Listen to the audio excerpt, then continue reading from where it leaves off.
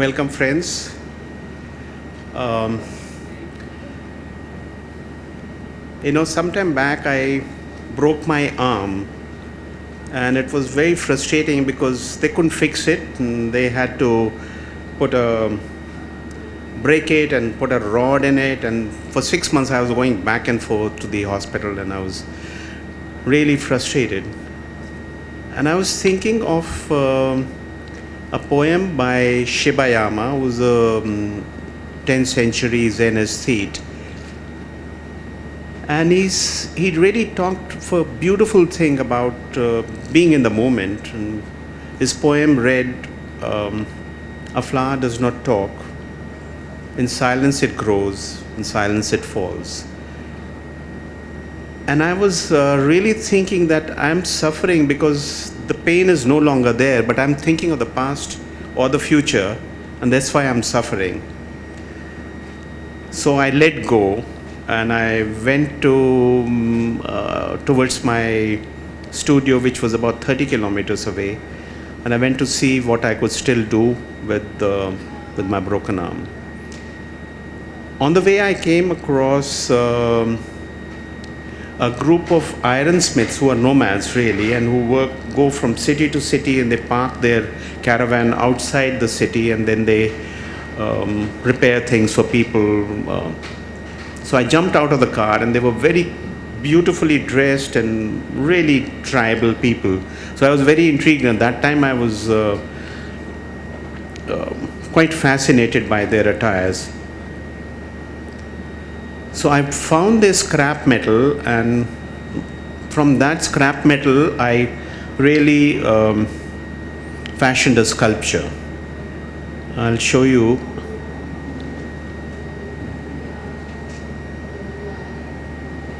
This is the flower. Oops, sorry.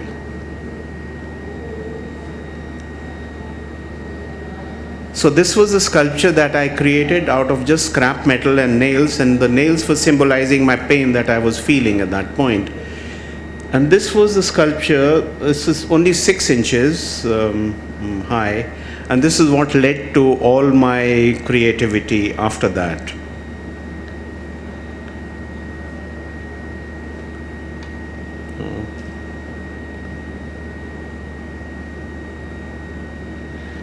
These are my other Zen sculptures. So as you see, that I used at that time a lot of nails, and it was a Zen concept of the emptiness and the fullness, the smooth and the rough. So this sculpture is, as I see, as the last flower on earth, and is being protected by sentinels. So there was a lot of. Then at the earlier time, my paintings were very, very sparse. I was actually removing things from my work. I was eliminating whatever was not needed. I was trying to come at the emptiness, at the shunya, or the void. So these were done around the world. There's a whole series of which I call Poems to the Sea. I was writing poems on big scrolls, and I painted around many oceans of the world, and I would calligraph huge scrolls, and some of them I would write the poems and immerse them into the sea.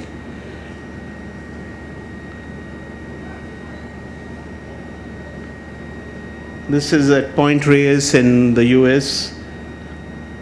So what I'm saying is that at that point I was very much into calligraphy, and I was painting the emptiness around the circle around the calligraphing the Zen circle around the emptiness. I was painting the sky, the moon. A lot of my work was that. So I would sit every morning over the years, and I would grind my ink on the stone, and I would try and get this empty Zen circle in one stroke, trying to capture its silence, its energy, its force, its vitality. But I was frustrated. I couldn't get what I wanted. I must have done it about 5,000 times, and I tore them all. So I went to the Rumtek monastery to start all over again, and to see how I could arrive at that.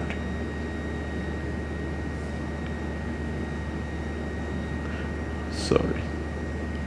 This is not, I'm not used to this, so it's running back.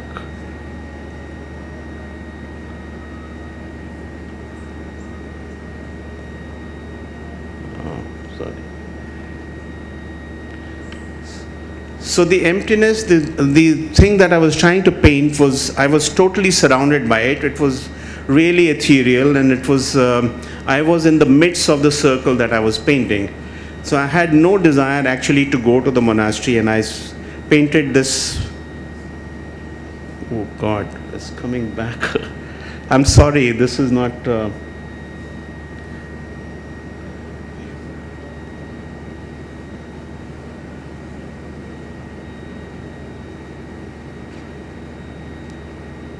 Yeah, this is how it was.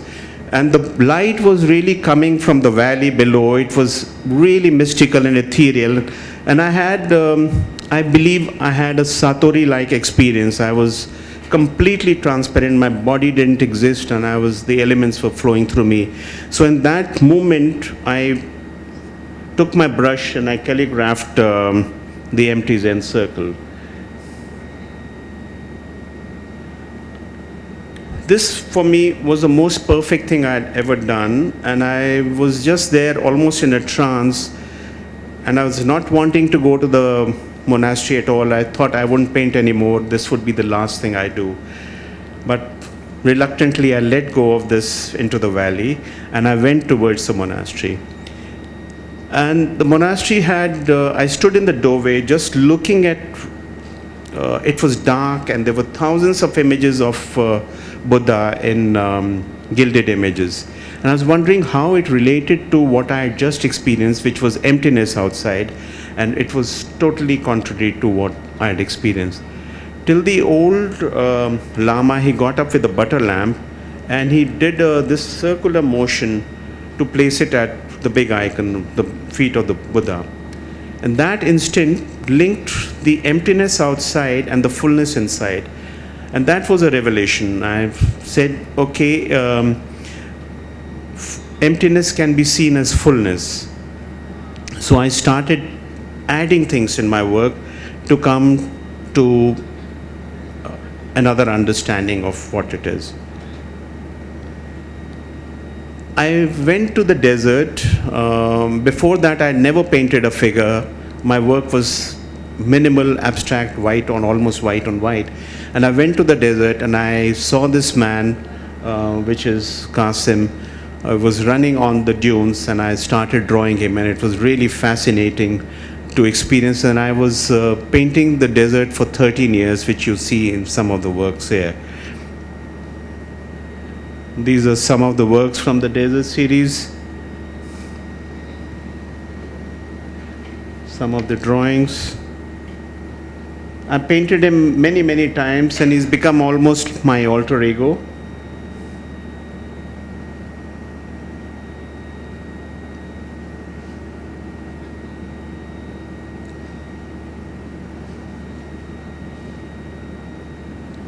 What happened? Something's wrong with it. Sorry. Oh dear. Can you click it when I say?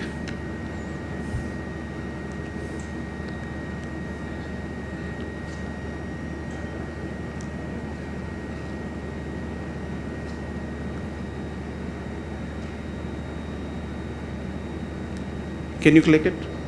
Yeah. Okay, so these were the next. Then I wasn't really a sculptor. I was just a painter, and I got a commission, a very large commission, to do very large sculptures. So I worked really in the traditional way. I started making them in plaster and then casting them. So I worked for 1.5 years in plaster, and they were to go next day for casting. But I had made maquettes of these sculptures out of plywood, and they were in my studio. At that time, it was being constructed, the studio. And I gave the instructions to my guardian to throw them out because the painters were coming to paint the gallery. And there was a misunderstanding, and they destroyed all my sculptures that I had done for 1.5 years. So I arrived there, and I was totally devastated because it was not something that I had to see. So I had to really, now time was running out, and there were only 6 months left. And I said, what do I need to think totally out of the box? Because I wasn't a sculptor, it really was an advantage for me. So I went to the site, and this is a group of, they range from 8 feet to 24 feet. It's very, very large sculptures. They're in a courtyard space. So I was meditating, and I was thinking how I would carry on, this work in 6 months' time, which normally would have taken me 2 years to do. So there was a terracotta pot hanging at the end of the courtyard, and in sheer frustration, I had a newspaper covering my head because it started drizzling, and I tore the paper, and I went towards that, and there was, from the wet mud from the floor, I started pasting it on that. And that was a wow moment, I said, this is what I'm going to do. My new technique was born. So I started, can you move? I started using just different forms from wood, from terracotta, I created some forms out of found objects, and I built this whole sculpture over them, piece by piece. Can you move on to the next one? The next slide.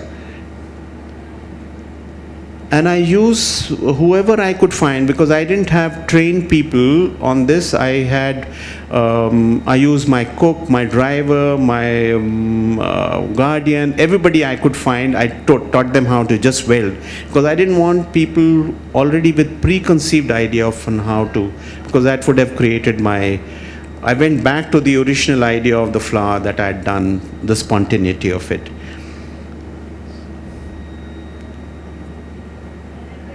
But there was one problem with this, because they were hollow.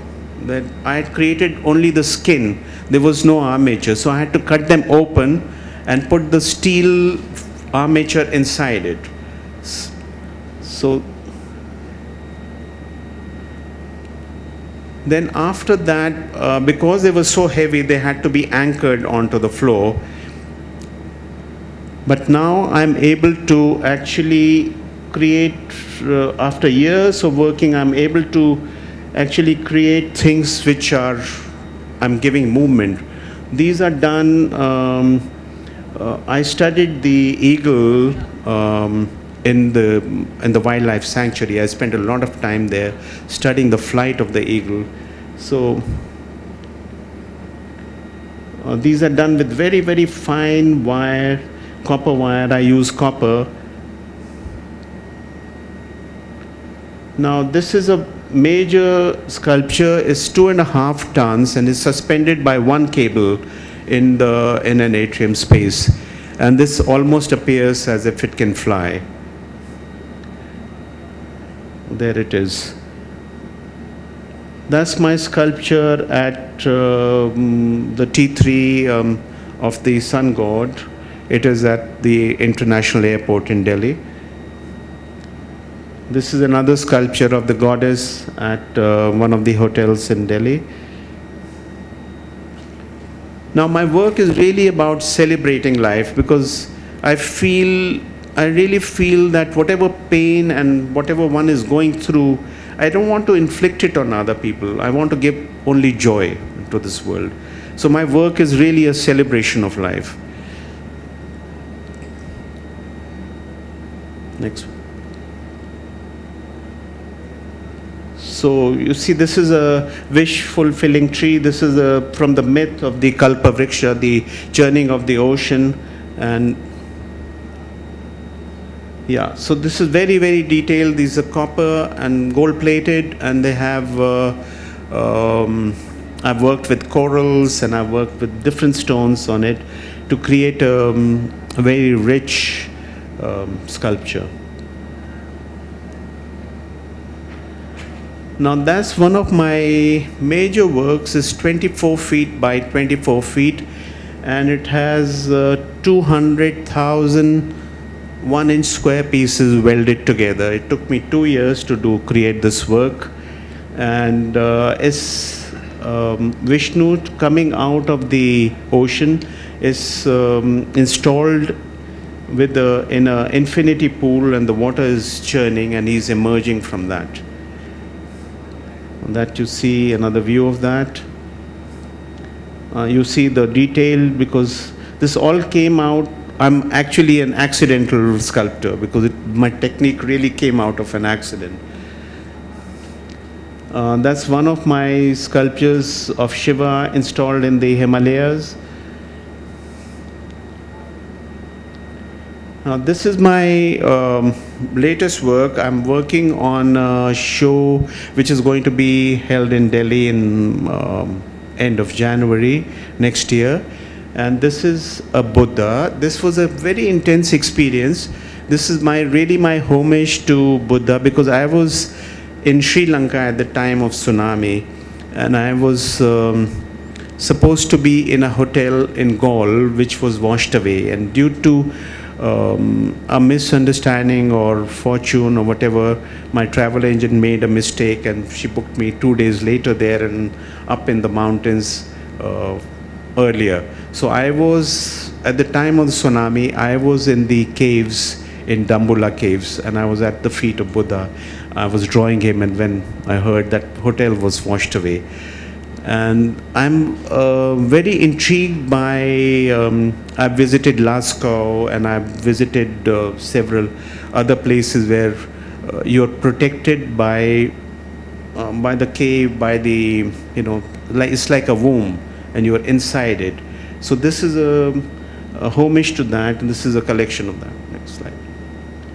On the back of it is like the cave, and there are 1,500 Buddhas that I've sculpted, and there's a big life-size reclining Buddha that I've made inside. This is, you see the details. This is 500 for the past, 500 for the present, and 500 for the future. So time, space, eternity is all linked in this one work. This is a very major work for me. I've just completed this. This is again now going back to the emptiness, to Shunya, because everything in this universe is moving, and this work is really about movement. There are 3 suspended circles which periodically become one. There is a negative space, and the positive space becomes interlinked. So sometimes you see it as the supernova when it's bright, or you see it as a black hole when it is in different light, and they become one, and they're moving all the time. So this is the latest sculpture. That's how you see it in another light. And that's my journey, and that journey is continuing now. I'm happy to share it with you. Thank you.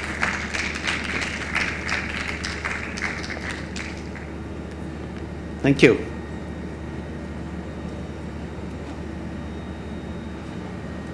Thank you so much for that presentation. I think we all thoroughly enjoyed it. I'm sure we've got questions. Would anybody like to start? No? No? I think you've... The life-size Buddha that's reclining in the larger sculpture, where is that at? That's is part of the sculpture, which is in my studio right now. I've just completed it. Is going to be exhibited at the end of January in Delhi. It's going to be. Then it's probably going to travel around the country. That's what I've done. Thank you. Anyone else? No? Okay, well, it just remains to thank Satish again very much for your presentation. We have all enjoyed it. I think if you ask him,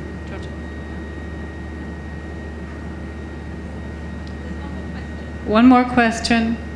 Where would one be able to find your poetry? You do haiku poetry? Well, it's also going to be, several books are published on my poetry, and you can find on my website the link. But I'm coming out with a major portfolio of my poetry and my drawings and collages. That's also going to be released at the end of January. Thank you. Oh, well, no, Yeah? another question. Yeah. See, they're coming thick and fast now. So, Yeah. Of course, you are one of the greatest artists, but I've seen that most of your work is inspired by mythological figures and mythology. Now, that is as far as the inspiration is concerned.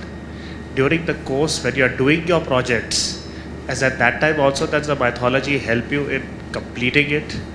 During the transit, when you are thought of the concept, and from there to the execution of the Say project. it again. Your inspiration of these various projects are from the mythological side.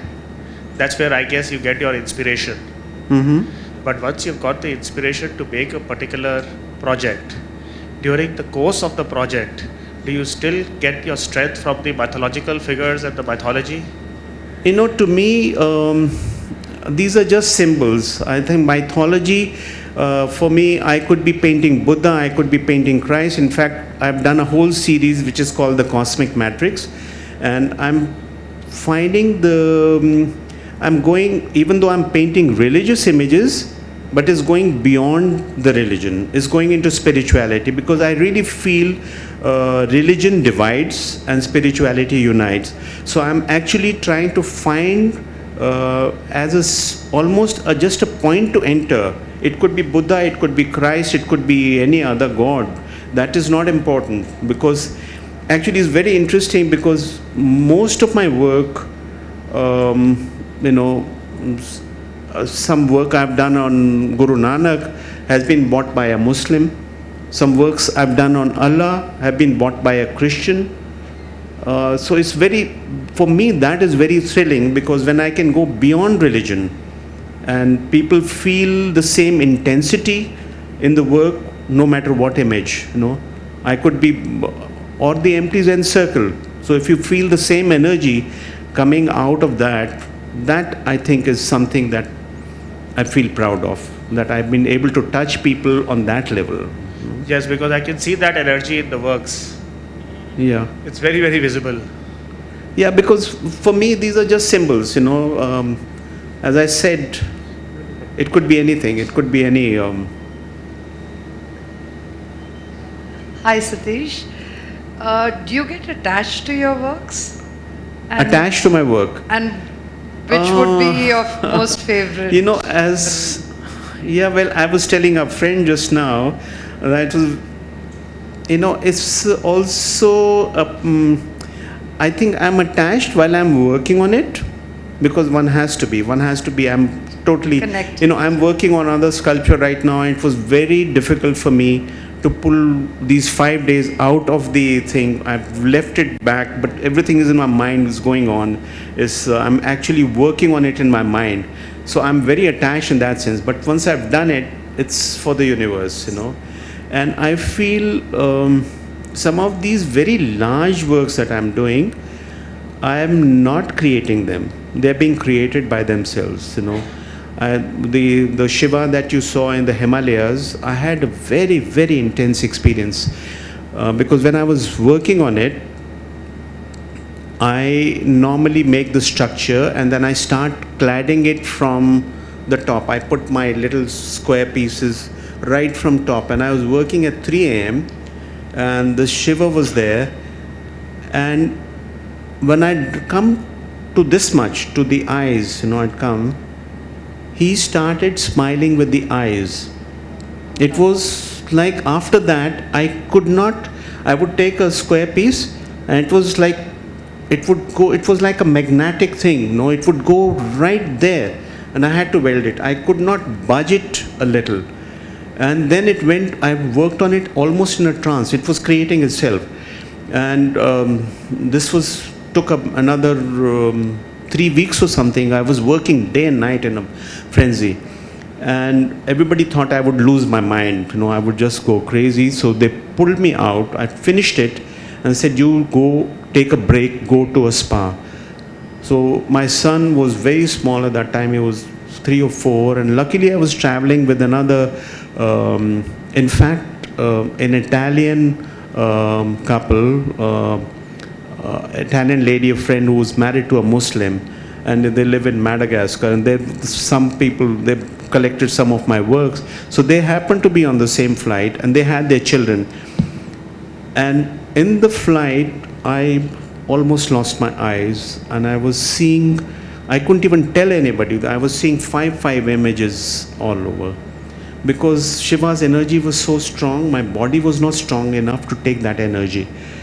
So I held on, and from the airport, I left my son with the family and my wife, and they took me straight to the hospital, to the thing.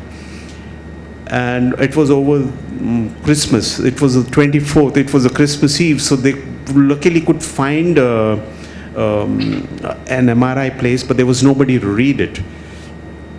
The next day, it was read, but slowly over the next 5 days, I was seeing 10 images. And it was very interesting because I was going to give a lecture on vision in Delhi on January 7th. So between that time, I almost lost my vision. And I went for a stroll on the 31st of December. I went on a long walk on the beach because I didn't tell anybody, because I could barely see in the distance the boat, and I was walking towards it, and I was feeling the water, so I knew where the edge of the water was. I saw 5 moons in the sky, and I was just admiring the moons and what I painted. It was ecstatic, even though I was seeing so many more images. And I went to the boat, was 2 kilometers away, and I'm coming back. I saw 2 suns rise, and then when I came back to the hotel, there was 1 sun. So my vision had come back. So what I'm saying is that the energy is so strong that they're being created themselves. I'm not creating them. And this is what happened with this sculpture. It even found its place where it wants to be. So, which part of Himalayas? It's not in Delhi, it's up in the Himalayas. Actually, a collector came to buy that work, and I wasn't happy with the space. So I somehow wriggled out of the deal. And the next day somebody came, and he had this place in the Himalayas. And they got it the very next day, and they've installed it there. So, that's the way of the universe. You still haven't told us your favorite. Sorry? Favorite piece. Which is your favorite piece of art? My favorite piece of art. My own or? Yours. My. I'm asking you, which is? Just life. Just Thank life. you. Yeah. Thank you. Thank you.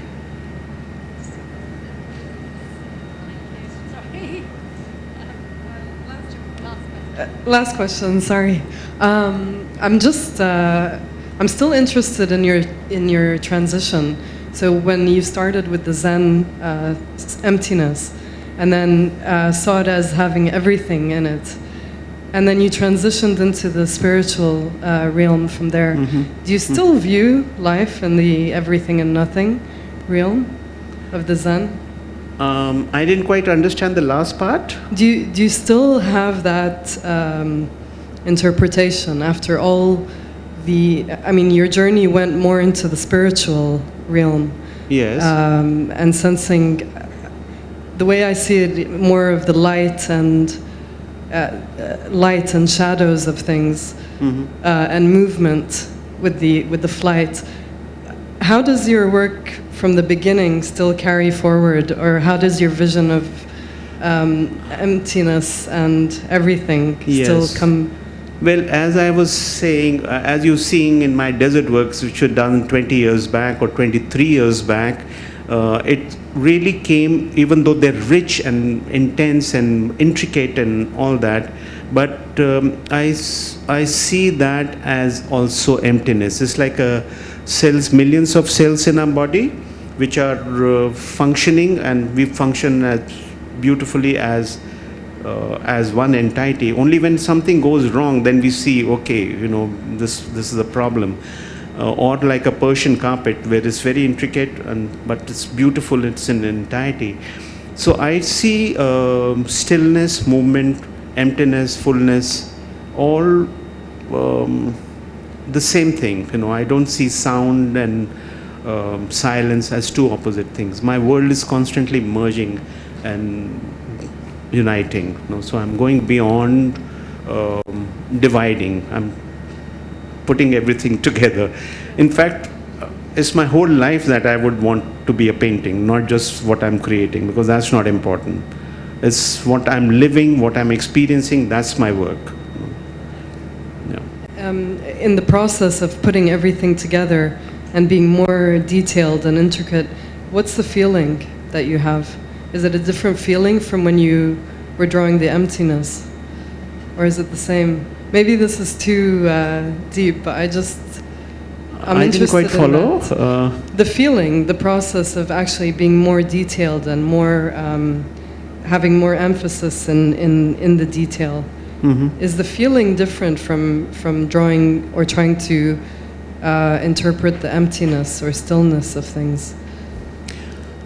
As I said again, I enjoy drawing very, very, very intricate. Some of my drawings are really like miniatures, very small, and it somehow takes many months to do one little drawing. Or I enjoy doing a bold calligraphic stroke, which is done in a few seconds, So as it's a time and space, and everything is elastic, everything is, for me, that's the joy.